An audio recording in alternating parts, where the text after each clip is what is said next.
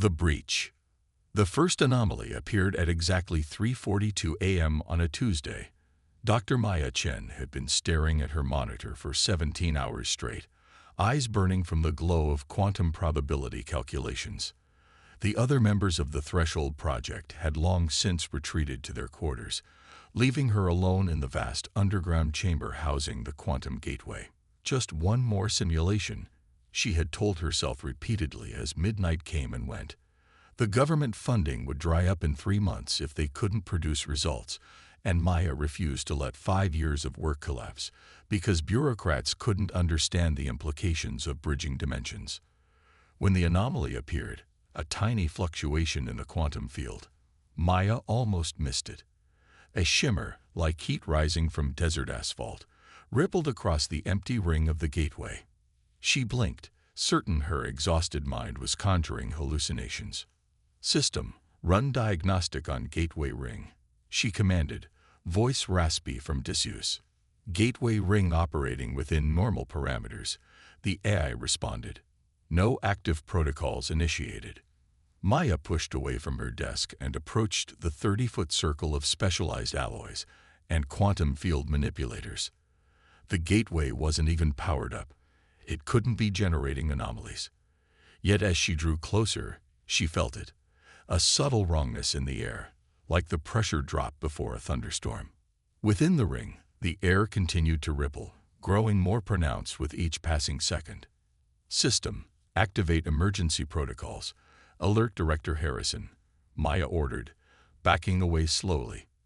The anomaly shouldn't be possible. They had never achieved even a microsecond of dimensional thinning in previous tests. "Communications offline," the AI reported tonelessly.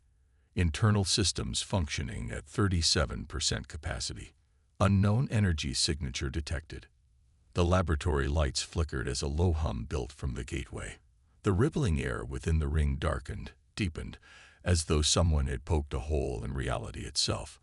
A perfect circle of absolute darkness formed, rimmed by flickering blue energy. Maya fumbled for the manual override, desperate to shut down whatever was happening. Before she could reach it, the darkness expanded explosively, filling the entire ring with what looked like liquid obsidian. The shockwave knocked her backward, sending her sliding across polished concrete. Emergency lights flashed as alarms finally began to wail. Through the chaos, Maya watched in horror and awe as the surface of the dark portal rippled. Something was coming through. The portal stabilized over the next 7 minutes. By then, armed security had arrived, taking positions around the gateway with weapons trained on the dimensional breach. Director Harrison stood beside Maya, his military posture rigid as they observed the impossible. "You're absolutely certain you didn't activate any protocols?" he asked for the 5th time. "The system was in standby mode," Maya replied, not taking her eyes off the portal. "Something initiated contact from the other side." Harrison's jaw tightened. "That's not in our theoretical framework." "No," Maya agreed. "It's not." The surface of the portal rippled again, more pronounced this time. The security team shifted nervously. "Hold positions," Harrison ordered. "Dr. Chen, what should we expect?" Maya shook her head. "Our models never accounted for external initiation. We have no baseline for predictions." The portal surface suddenly bulged outward, stretching like a membrane under pressure. Security raised their weapons as a thin tendril of silvery light emerged, no thicker than a pencil. It extended slowly, seeming to test the atmosphere, then withdrew back into the darkness. For several tense seconds, nothing happened. Then, without warning, a flood of silver tendrils burst through, twisting and weaving into complex geometric patterns in the air before the gateway. "Don't fire," Maya shouted as security fingers tightened on triggers. "They're not solid matter." The silver tendrils continued to emerge, forming what resembled a massive neural network suspended in midair. Pulses of light traveled along the connections, growing faster and more complex. "It's communicating," Maya whispered. "System, initiate first contact protocols." "Protocols initiated," the AI confirmed. "Transmitting mathematical sequence." The silver network pulsed brightly in response. Moments later, the laboratory speakers crackled with sound, not words, but a harmonic sequence that made Maya's skin prickle. "System, analyze audio pattern," Harrison commanded. "Pattern contains embedded data," the AI reported after a brief pause. "Decoding." The laboratory monitors suddenly flashed with images, star systems, planetary bodies, and what appeared to be technical schematics. "They're showing us their home," Maya breathed, moving closer to a monitor. "And technology. Advanced technology." Harrison studied the schematics with narrowed eyes. "Why would they offer this immediately? We haven't even established basic communication." Before Maya could respond, the silver network contracted, then expanded outward in a flash of light.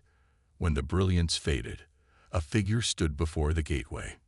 Humanoid in basic structure but clearly alien, it stood nearly 7 feet tall.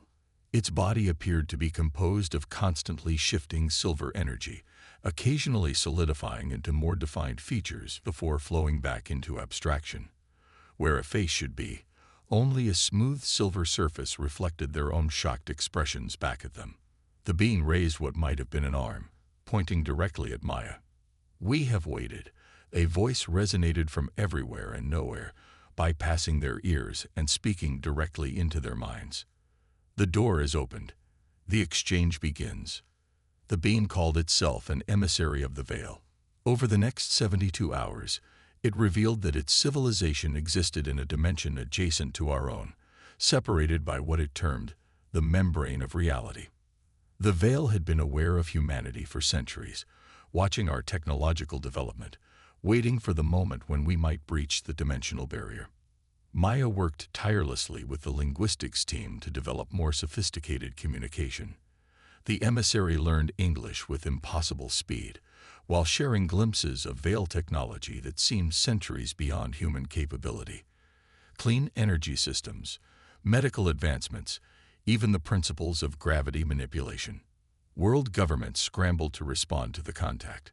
The remote research facility transformed overnight into a diplomatic hub as politicians, military officials, and scientists flooded in.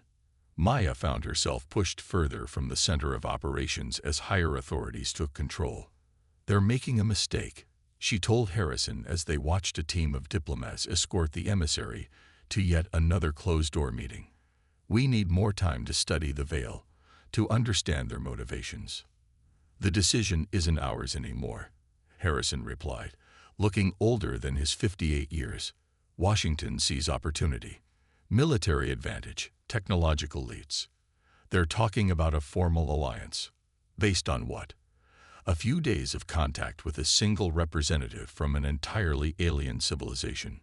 Maya shook her head in frustration. "The emissary keeps referring to the exchange, but won't clarify what that means." Harrison's expression darkened.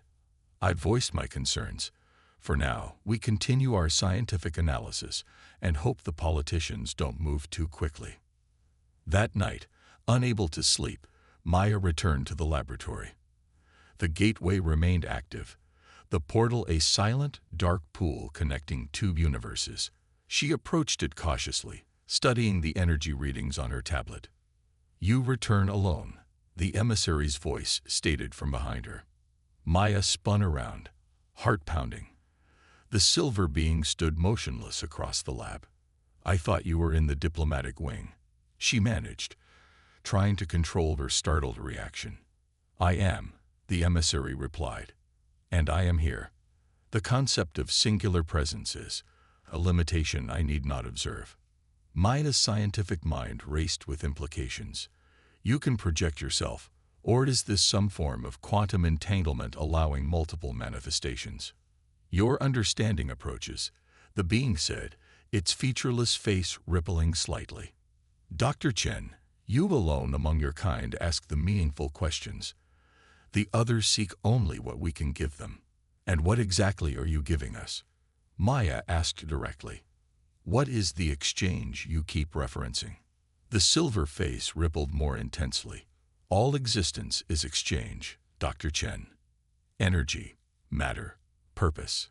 Nothing is given that is not taken in equal measure. A chill ran down Maya's spine. What are you taking from us? The emissary moved closer with fluid grace. Your species stands at a crossroads. The choice before you will determine whether humanity rises or falls. You have opened the door, and what comes through will transform your world. That's not an answer, Maya insisted. It is the only answer you need for now. The emissary gestured toward the portal.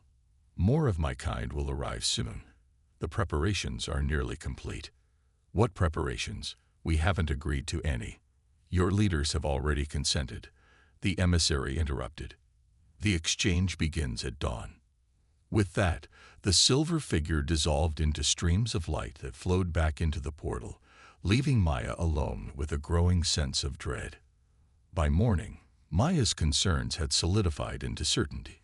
She accessed restricted communications logs, discovering that 3 major world governments had already signed preliminary agreements with the Veil, exchanging access to Earth resources for technological knowledge. More disturbing were the medical reports from staff who had spent extended time with the emissary. Subtle neurological changes, unexplained DNA mutations, and consistent reports of vivid, identical dreams.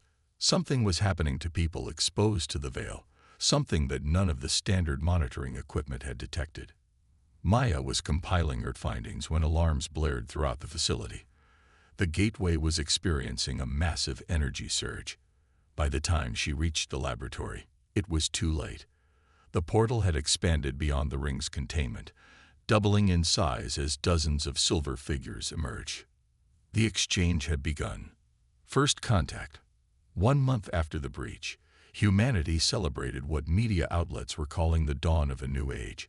Veil embassies had been established in 12 major cities worldwide, each centered around a smaller version of the original gateway.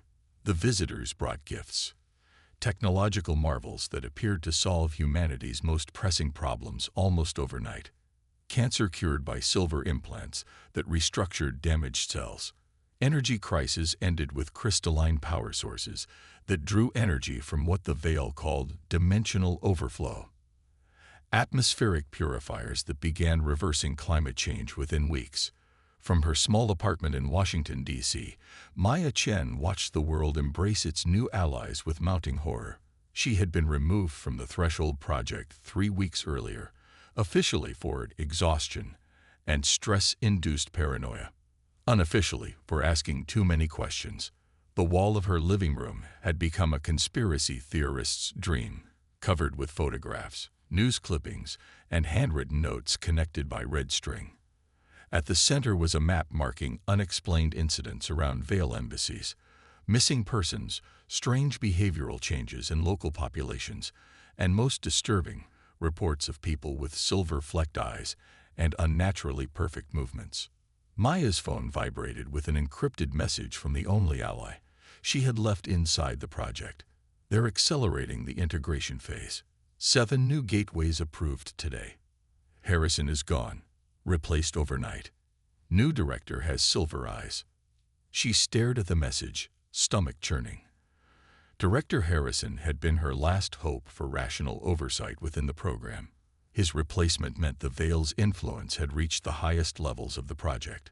A knock at her door startled her out of her thoughts. Through the peephole, she saw a man in a rumpled suit, military-bearing evident despite his civilian clothes.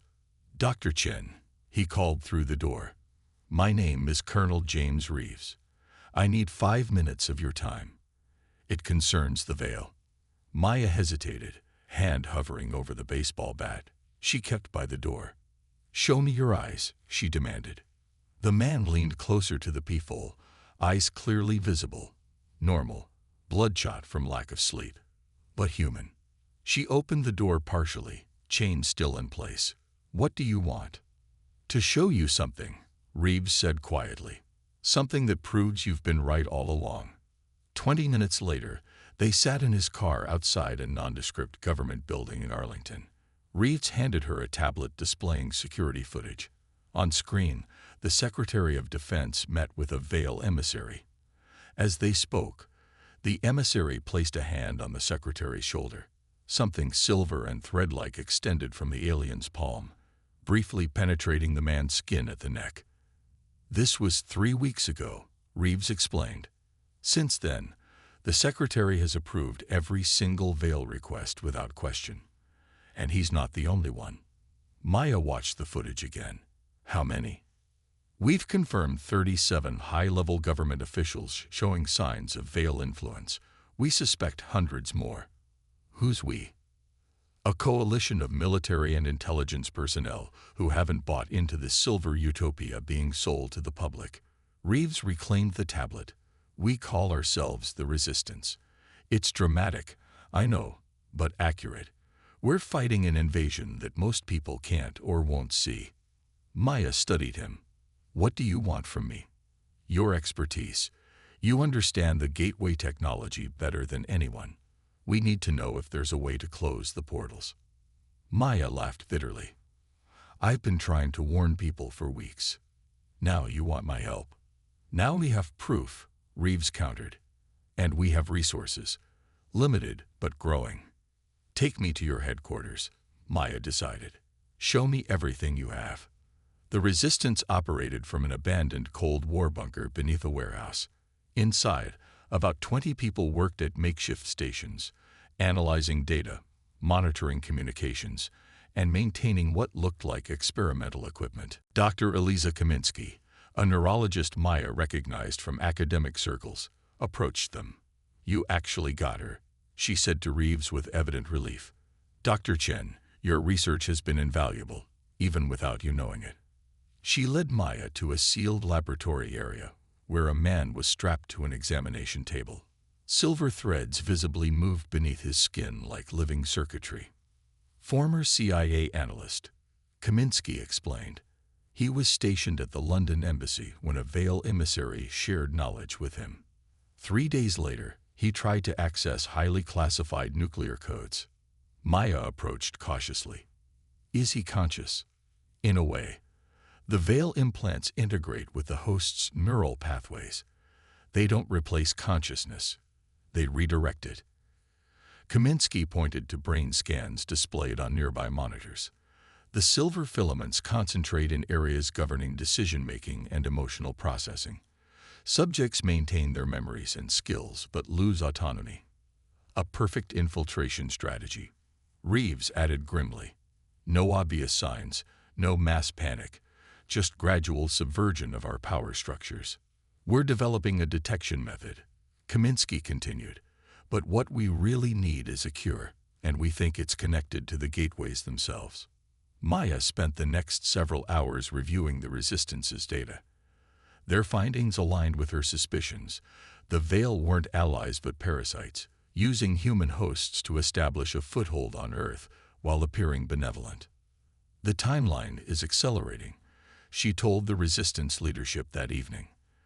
The original models predicted a dimensional stabilization period of at least 6 months before large-scale transit was possible, but they've already moved hundreds of their kind through the gateways.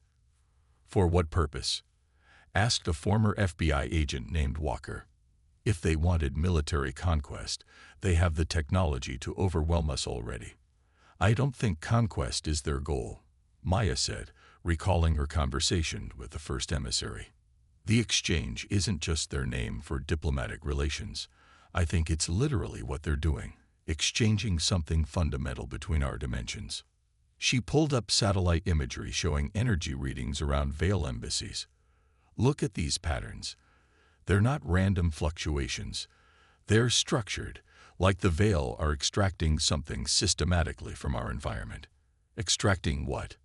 Reeves asked. Before Maya could theorize, alarms blared throughout the bunker. A technician called out, perimeter breach, multiple vehicles approaching from the north. Security feeds showed black SUVs surrounding the warehouse above. Men in tactical gear deployed with military precision. Government response team. Walker identified. Someone talked. Evacuation protocol Alpha, Reeves ordered. 2 minutes to clear out. Grab the essentials only. As the Resistance scattered to predetermined escape routes, Maya downloaded their research to a secure drive. Kaminsky appeared at her side with a silver case. "Take this," the neurologist insisted. "It's a prototype disruptor based on your gateway research. Theoretical, untested, but our best shot if you encounter Vale directly." Maya accepted the case as Reeves returned. "Time to go. We have a fallback location in West Virginia. If we get separated..." The ceiling exploded inward as flashbang grenades dropped into the bunker. Through the chaos, Maya glimpsed silver-eyed agents moving with inhuman speed among the tactical team. "The Vale are controlling them," she shouted to Reeves as they ran for the emergency exit. "This isn't just government, it's them." They reached a maintenance tunnel as gunfire erupted behind them. 3 resistance members fell. Maya clutched the research drive and disruptor case as they fled into darkness, the sound of pursuit close behind. The next 48 hours became a desperate game of evasion. Cut off from the main resistance group, Maya, Reeves, and 4 others moved between safe houses, staying one step ahead of what was now clearly a Vale-controlled hunt. "They're jamming all standard communications," a resistance tech named Diaz reported, "trying another frequency on their modified radio. Even encrypted channels are compromised. They don't want survivors telling the truth," Reeves said, cleaning his service weapon. "We need to reach the backup server and upload Dr. Chen's data, distribute it globally before they can contain it." Maya had spent their brief moments of safety analyzing the research. Each piece fit a disturbing pattern. The Vale's technology, while seemingly beneficial, created subtle dependencies. The medical implants required regular calibration from Vale technicians. The power sources needed Vale knowledge to maintain. Each gift came with invisible strings attached to the benefactors. "I think I understand what they're really doing," she told the others during a rare moment of respite. "The silver filaments, the energy extraction patterns, they're not just controlling people, they're harvesting something from us." "Harvesting what?" Diaz asked. "Emotional energy," Maya explained. "Human consciousness generates a unique form of quantum energy through emotional processes, something the Vale's dimension apparently lacks. Their technology isn't payment for resources, it's farming equipment. They're turning Earth into a plantation." A distant explosion interrupted her explanation. Silver-flecked searchlights swept the area outside their hideout. "They found us," Reeves said grimly. "We move now." As they prepared to flee again, Maya activated Kaminsky's prototype disruptor for the first time. The device hummed to life, emitting a field that made her skin tingle. "Whatever happens," she told the others, "the world needs to know the truth. The Vale aren't saviors. They're farmers. And we're the crop." Humanity's stand. 3 months after the breach, 60% of major world governments had signed the Vale Accords, formally allowing the visitors unrestricted access to Earth resources in exchange for technological advancement. Public approval of the alliance hovered near 90%, fueled by daily announcements of Vale-inspired breakthroughs. Disease rates plummeted. Energy became practically free. Global conflicts de-escalated as former enemies united under Vale guidance. The silver-eyed, now openly acknowledged as Vale ambassadors, walked among humans as honored guests, their subtle differences celebrated rather than feared. Few noticed the disappearances. People who asked too many questions simply vanished, their social media accounts continuing to post positive messages about the Vale Alliance. Fewer still noticed the gradual emotional flattening of those who received Vale medical treatments, a certain dulling of joy, grief, anger, and love. In an abandoned mining facility deep in the Appalachian Mountains, the remnants of the resistance fought to awaken humanity to the truth. Their numbers had grown to nearly 300, mostly military personnel and scientists who had escaped Vale influence, along with family members and everyday citizens who had witnessed things they couldn't ignore. Maya Chen had become the reluctant center of their efforts. Her understanding of the gateway technology, combined with 3 months of intensive research, had yielded crucial insights into the Vale's true nature and potential weaknesses. "They're not physical beings as we understand it," she explained to the Resistance Council. The silver forms we see are constructs, interfaces allowing them to interact with our dimension. Their true essence exists as energy patterns in what they call the veil dimension. On the wall screen behind her, she displayed scans of infected humans. The silver filaments we see in converted hosts aren't controlling humans. They're harvesting them. Specifically, they're harvesting the quantum energy generated by human emotions and consciousness. Colonel Reeves, now sporting a jagged scar across his face from a close encounter with veil agents, leaned forward. "You're saying there, what, eating our feelings?" "In a way," Maya confirmed. "Our research suggests the veil dimension is entropy dead, a realm where emotional energy doesn't naturally occur. They need it like we need vitamins, but more fundamentally. That explains why converts become emotionally flat," Dr. Kaminsky added. "They're being drained." "But we've also discovered something important," Maya continued. "The veil can't process extreme emotional states. When a host experiences intense fear, rage, joy, or love beyond normal parameters, the silver filaments destabilize. It's like an emotional overload fries their circuits." She switched the display to show a test subject, a former veil convert who had broken free during a moment of extreme grief after learning his family had been taken. "This is our weapon," Maya declared. "Human emotion at its most raw and powerful disrupts their control, and it's something they can't defend against without destroying what they came here to harvest." Reeves frowned. "So our plan is to make everyone feel really strongly. How does that translate to actual resistance?" Maya activated another screen showing a modified version of the disruptor Kaminsky had given her months earlier. "We've developed what we're calling an emotional amplifier. It creates a field that intensifies existing emotional states in humans while simultaneously disrupting veil energy patterns. We have 13 working prototypes," Kaminsky added. "With the right distribution and activation sequence, we believe we can trigger a cascading failure in their network. A chain reaction," Maya concluded. "If we can place these devices at key gateway locations and activate them simultaneously, the emotional surge could collapse the entire veil presence on Earth." The plan was dangerous, requiring infiltration of heavily guarded veil facilities. But satellite data had revealed a critical opportunity. In 2 days, all 12 gateways would synchronize for what the veil called the Great Communion, channeling energy between dimensions at unprecedented levels. "It's their version of a harvest festival," Maya explained, "and our only chance to strike all their systems simultaneously." Teams were assembled.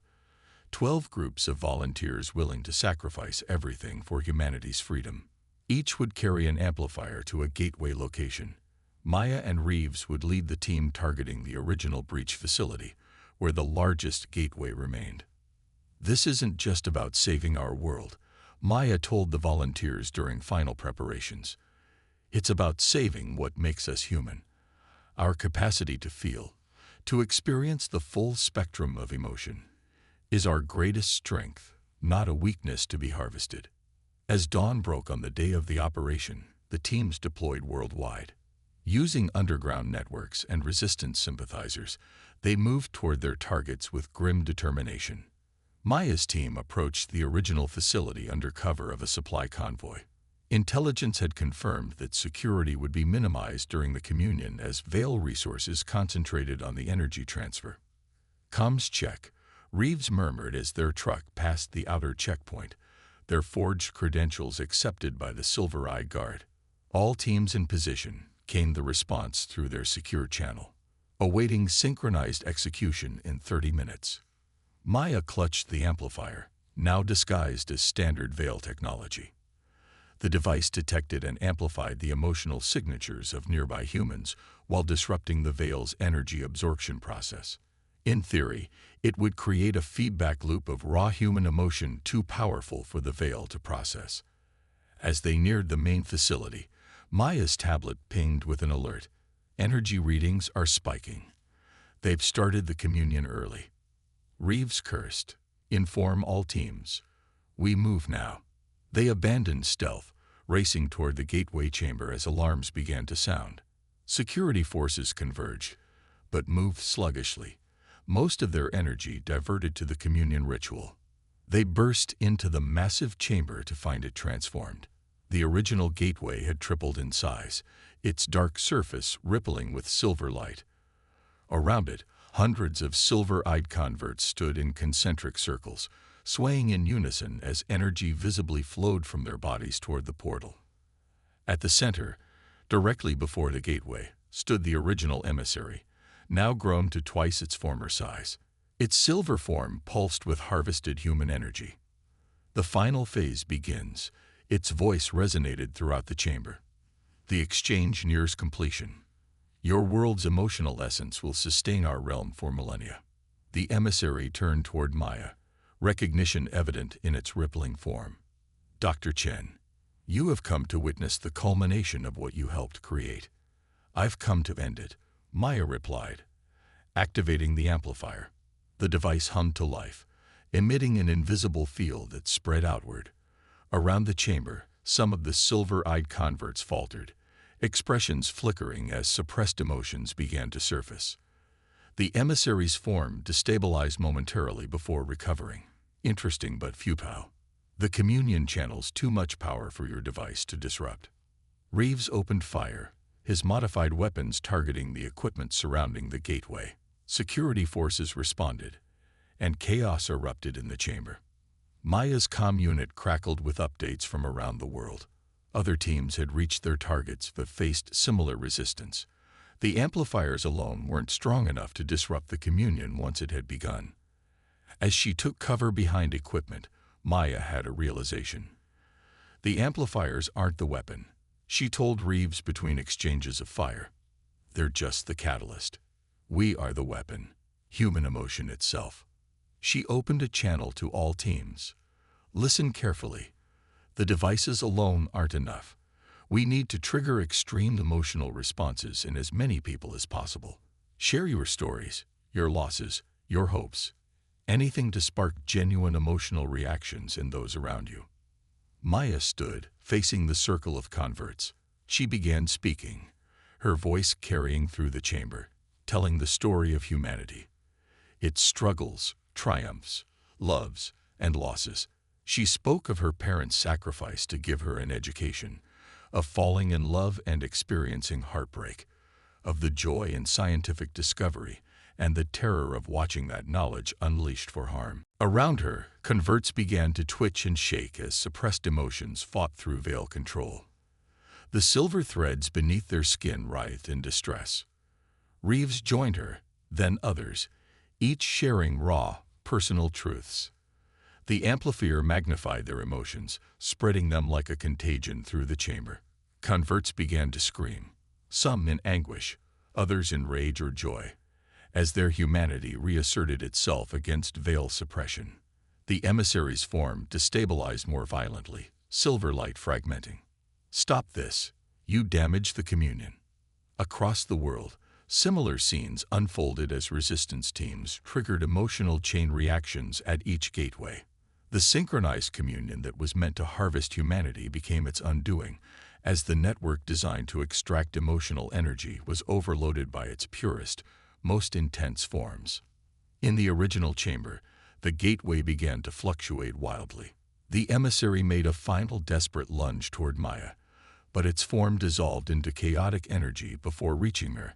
The silver-eyed converts collapsed, the controlling filaments disintegrating within them.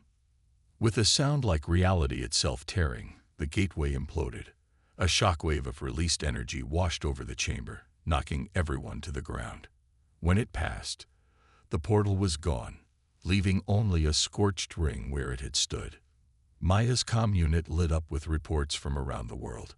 One by one, each gateway had collapsed in the same manner. The veil connection was severed.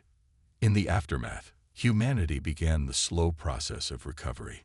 Those who had been converted required medical and psychological treatment, but gradually regained their autonomy as the silver filaments dissolved from their systems. The technology left behind by the veil was carefully studied and repurposed, stripped of its harvesting components, but still offering advancement opportunities for humanity. 1 month after the Veil's defeat, Maya stood at the edge of the crater where the original gateway had stood. Construction crews were dismantling the facility around it. What happens when they try again? Reeves asked, joining her at the crater's edge. They found us once. They could find us again. Maya nodded, her expression resolute. That's why we're establishing the Dimensional Defense Initiative. Using what we've learned about the Veil and their technology, we'll develop early warning systems for dimensional breaches. Next time, we'll be ready. And the gateways, will you rebuild them? Maya considered the question carefully. Eventually. But on our terms, with our safeguards. The Veil were right about one thing. There are infinite dimensions beyond our own. Not all will be hostile. How will we know the difference? Reeves asked. Maya smiled slightly. We'll know by how they respond to what makes us human. Our emotions aren't a resource to be harvested. They're our greatest strength. Any civilization that truly wants alliance will understand that. As they turned to leave, Maya paused for one last look at where the door had once stood. Humanity had faced its first dimensional invasion and survived, not through superior technology or military might, but through the very essence of what made them human. The capacity to feel deeply, to care passionately, and to fight for their right to experience the full spectrum of existence. The door was closed for now, and when it eventually reopened, humanity would be standing on the other side, not as prey, but as equals.